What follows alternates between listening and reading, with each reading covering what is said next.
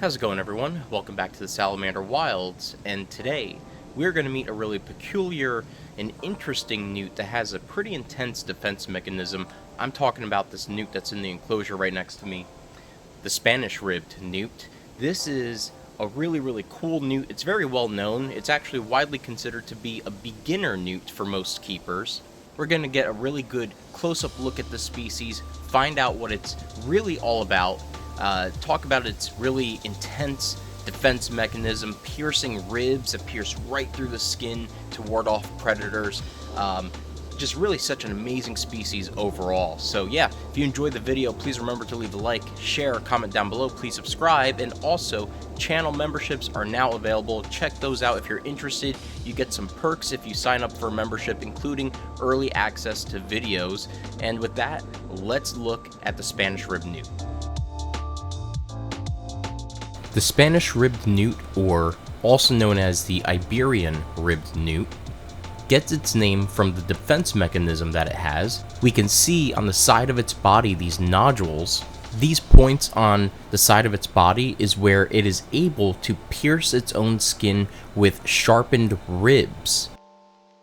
We can see here in this really detailed article that the ribbed newt takes a defensive arched posture and can eject its ribs through the side of its body. This response is a defensive mechanism to ward off predators, and due to this capability, the Iberian ribbed newt gets this nickname of the Wolverine newt from the X-Men.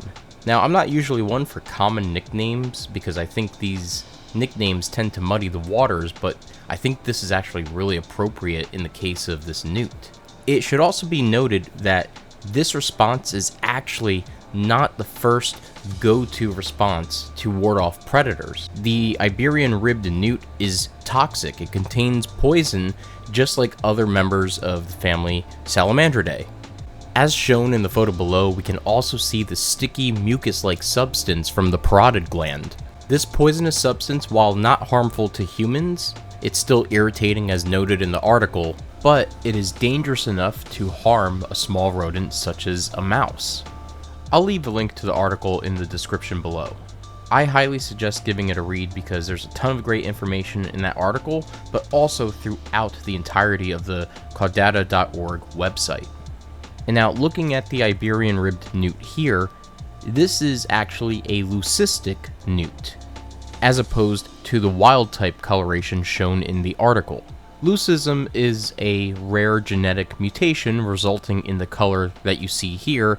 It is a mostly white individual that retains some coloration, so there could be some speckling of pigment throughout portions of the body, and we do see a black ring around the red eye.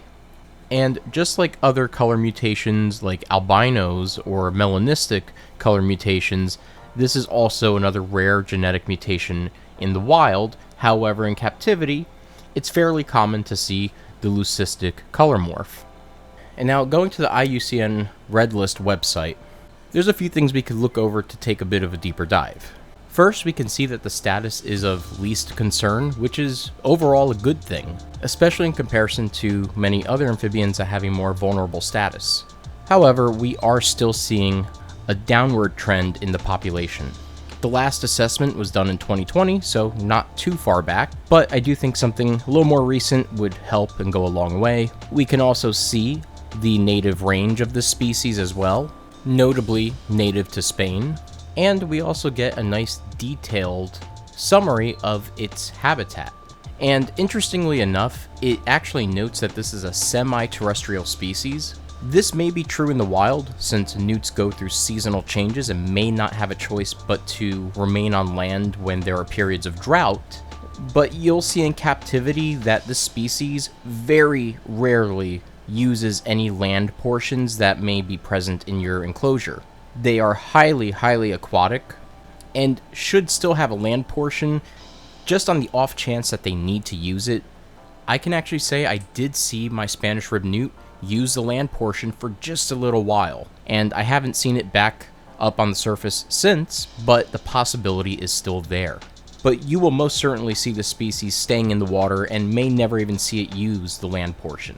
It also goes on to note that in the wild, this newt inhabits bodies of water that may or may not be full of dense vegetation. But I can tell you, in captivity again, this species will certainly appreciate a fully planted enclosure. And so, while I always strive to replicate the things that they need in the wild, the goal, of course, is to make sure that your animal is able to thrive in captivity. And so that also means maintaining at the proper temperature requirements. Like most captive newts that are readily available, this species is most happy when kept between 60 to 70 degrees Fahrenheit. This also means feeding them a variety of different foods in order to capture as many different nutrients as possible. Just simply doing all the things that we possibly can to remove the threats from the wild and ensuring their captive home is something that will help them to thrive for a long, healthy, happy life. And so I suppose to sum that up, the care requirements for the Spanish ribbed newt are pretty straightforward, standard, and comparable to most captive newts that are readily available.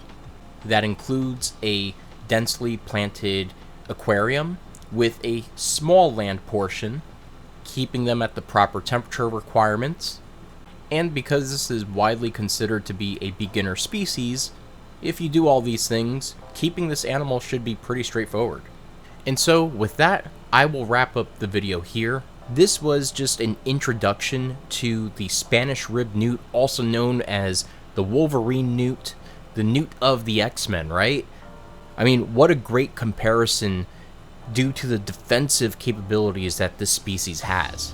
And I will be doing a full care guide on this species pretty soon as well, so definitely keep an eye out for that. And if you enjoyed the video, please remember to leave a like, share, comment down below. Let me know what you think about the Spanish ribbed newt. Is this a species that you currently own? Are you hearing about it for the first time? And of course, please subscribe to the channel. Your support is very much appreciated. Check out channel memberships. If you're interested in those, you get a few perks depending on the tier that you sign up for, including early access to videos. And until next time, everyone, stay curious and journey into the salamander wilds.